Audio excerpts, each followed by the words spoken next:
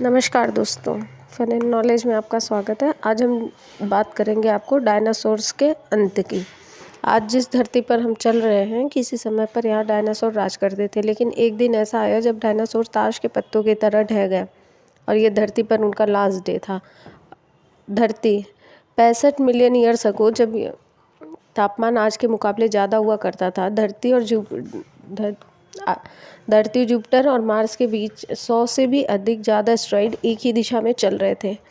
उसी में से 2 एस्टेरॉइड आपस में टकरा गए और सैकड़ों टुकड़ों में टूट गए, जिनमें से एक विशालकाय एस्टेरॉइड एक ऐसे ग्रह की तरफ बढ़ रहा था जहाँ पे जीवन था। धरती की तरफ बढ़ने वाले ज़्यादातर एस्टेरॉइड चांद से टकरा जाते हैं और धरती बच जाती है, लेकिन ये चांद से टकराया नहीं और सीधे धरती की तरफ बढ़ने लगा।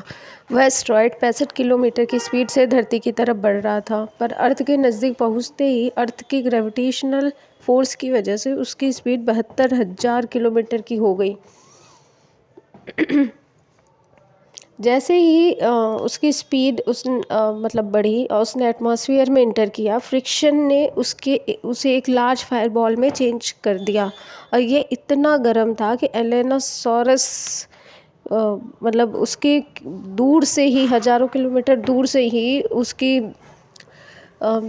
गर्माहट से एलेनोसॉरस ने अपने आँखों की रोशनी खो दी। और जैसे ही ये पृथ्वी की सतह से टकराए, इनकी गर्मी से डायनासोर्स के शरीर पे जितना भी पानी था वो भाप बन के उड़ने लगा और ये फिर वो धीरे धीरे सब गिर के मरने लगे। और ये एस्टेरॉइड हॉट बॉल्स की तरह अर्थ पे स्मॉल बॉल्स में ब्रेक हो गया, जो कि आसमान से आग के गोले के रूप में बरसने लगे। और जो बचे हुए डायनासोर थे वो भी मर गए और इस धरती पर डायनासोर का अंत हो गया।